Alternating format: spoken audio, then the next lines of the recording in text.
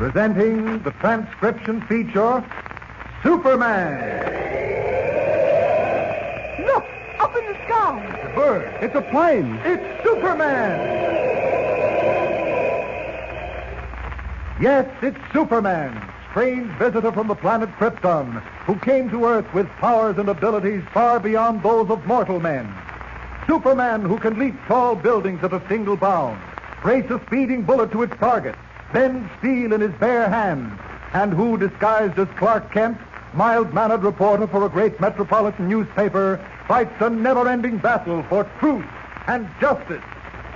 But before we join Superman, listen. And now to our story. After unsuccessfully setting a trap for the unknown man who is trying so desperately to get control of the Bar O Dude Ranch, Clark Kent and Lois Lane were caught inside an abandoned mine by a sudden cave-in. Fortunately, Kent, as Superman, was able to roll aside a boulder and clear the way to safety. Outside, Kent discovered that whoever was responsible for the cave-in had used a horse to pull the beam down. When Clark and Lois returned to the ranch house, Blaine, manager of the Bar O, introduced them to Alfredo, a gaucho employed on the ranch, a hot-headed Latin who has had several arguments with Steve Graham, owner of the Bar O. While Kent conversed with Blaine and the gaucho, Lois carefully examined the fancy saddle on Alfredo's horse. And suddenly, her eyes lit up. Calling Kent over, she pointed to the pommel. Pretend to admire it, Clark. Just look at the workmanship. Look at the pommel. Say, you're right. Rope marks. Like those on the beam at the mine. They were made recently, too. Lois, this may be the break we've been waiting for. Finished admiring Alfredo's saddle yet, Kent? Oh, well, yes. But would you and Alfredo mind stepping over this way for a moment? Sure thing. Come on, Alfredo. So, Senor Kent, you are interested very much in my beautiful saddle. Yes, Alfredo, I am interested. Very interested. A saddle like that, senor, it takes very long time to make. It isn't the workmanship of the saddle that interests me, Alfredo, but this. Oh, the way the silver is inlaid into the leather. No, I mean these marks on the pommel. See, he's bad fortune. Even the very best leather, sometimes he gets scratched. Not without good cause, Alfredo. You tied one end of a rope firmly around the pommel of your saddle right here. So? The other end you fastened to a large timber beam. Beam, senor? Then you spurred your horse into a gallop and pulled the beam crashing to the ground. And started the cave-in that sealed us in the abandoned mine. Now, wait a minute, Miss Lane. What is this? Rope, beams, mine. I do not understand. Alfredo, someone just attempted to kill us by imprisoning us in the old mine. That someone... No, this cannot be. You are accusing me, Alfredo. No, I'm not accusing you, Alfredo. But I do think You think, senor, that I have tried this thing? That I tried to kill? Senor, that is very big insult. Take it easy, Alfredo. I am a gaucho, senor. We gauchos are men of honor. I do not like for anyone to speak to me like this. Oh. I do not like it, Senor Kent. I was merely speculating, Alfredo. Maybe you didn't use your rope and horse to pull that beam out. But if you didn't, how do you explain these marks on your saddle? I think you come to Bar O to make trouble, senor. You haven't answered my question, Alfredo. I do not have to explain anything to you, Senor Kent. Easy, Alfredo, easy. I'm sure Mr. Kent doesn't mean to accuse you of any wrong. He just wants some information. He does not have to make so many questions. Questions, like he's policeman or something. Like if I am thief. I do not know anything about mine and pulling over timber. What are you so afraid of? Why don't you tell us what you tied the other end of the rope to? Yes, Alfredo. What's the answer? Come on, Alfredo. Mr. Kent is trying to help all of us. Very well. I am gaucho, correct? See. All right. So I find big steer. Steer is wedged in between two big trees.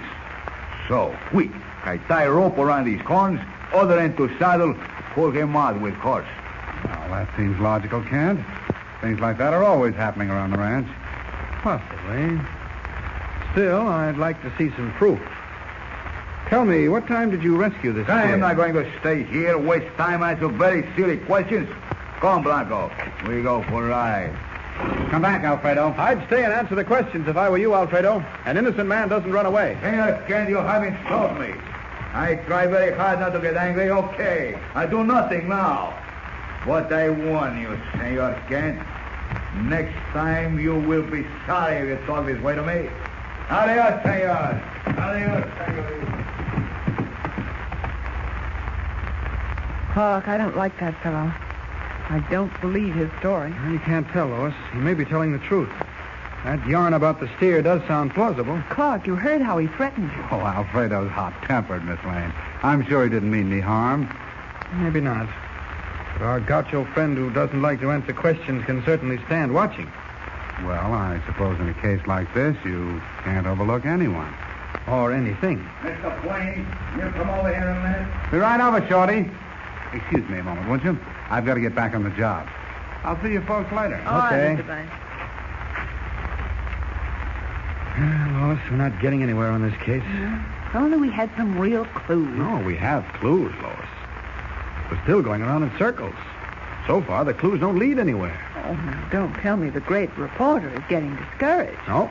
I'm more determined than ever to solve this mystery. I'm with you. Suppose we try to get our bearings. What's your idea? Ideas are my idea. I don't get it.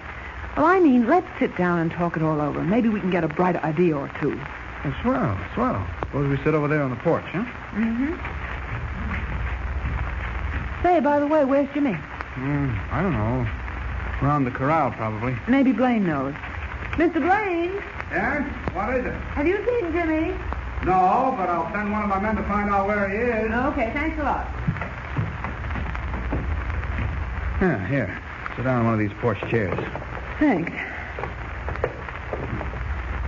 Well, Clark, where do we go from here? Well, first, let's see what we know so far about the mystery of the Bar O. A peaceful dude ranch is suddenly plagued by a series of strange accidents.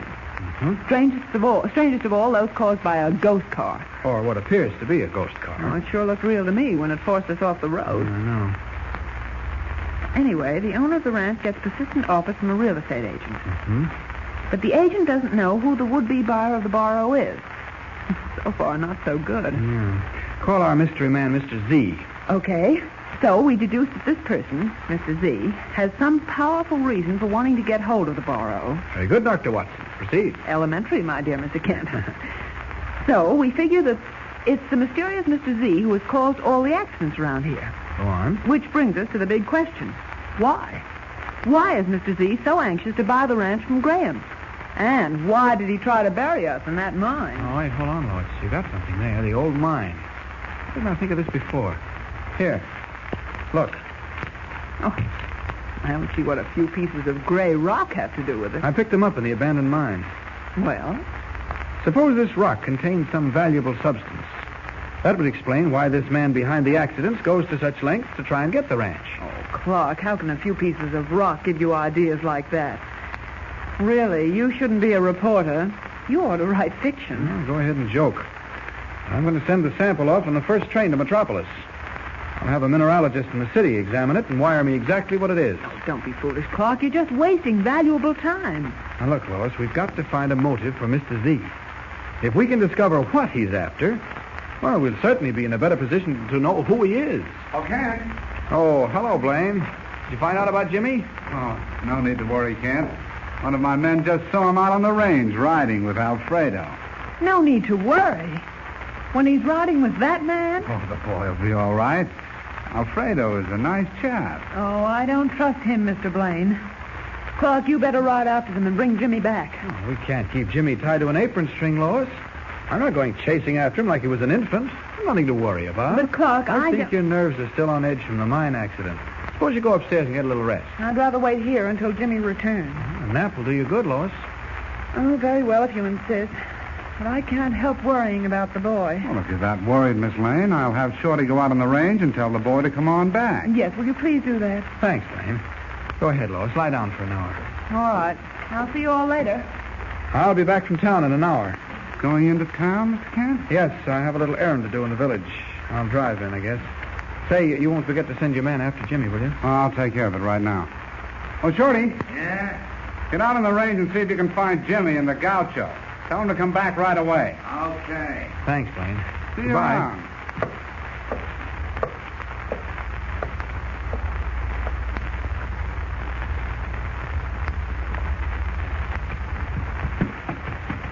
Gosh, Alfredo, let me see you do that with the whip again. You like it, eh, Jimmy?